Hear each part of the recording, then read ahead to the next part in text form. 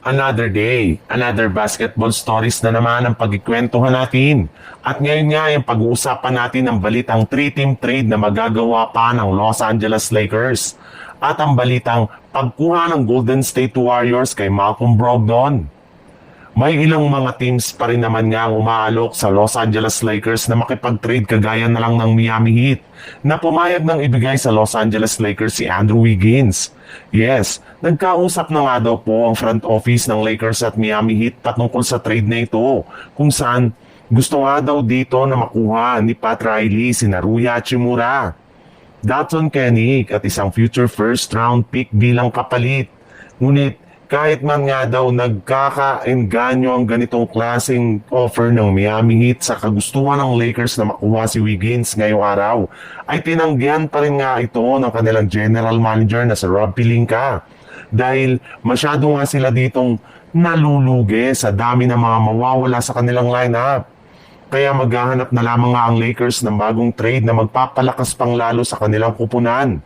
Pero hindi rin naman nga ibig sabihin nito na tapos na ang kanilang negosasyon dahil posible pa rin nga daw pong ituloy ito ng Lakers sa pamamagitan ng isang 3-team trade scenario kasama mga kupunan ng Miami Heat at Atlanta Hawks. Bali makukuha nga dito ng Hawks si Gabe Vincent. Masusungkit naman dito ng Miami Heat si Rui Hachimura, Dalton Kennick at isang first round pick. Habang ang Lakers naman ay makukuha sina Andrew Wiggins at James Jacques Jr. Sa ibang balita naman, para nga sa inyong kaalaman, kahit man nga 2 buwan na ang nakakalipas mula nang bumukas ang free agency ay marami pa rin naman ngang magagaling na players ang available dito. Kabilang mga target nila makuha ay sina DeAnthony Milton, Seth Curry at maging si Al Horford na matagal nilang kinakausap ng mga nagdaang linggo.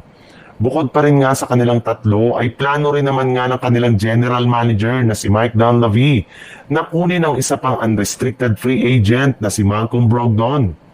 Simula nga na magtapos ang kontrata nito sa Wizards ay hindi na nga nila pinabalik na tuluyan na siyang naging isang free agent.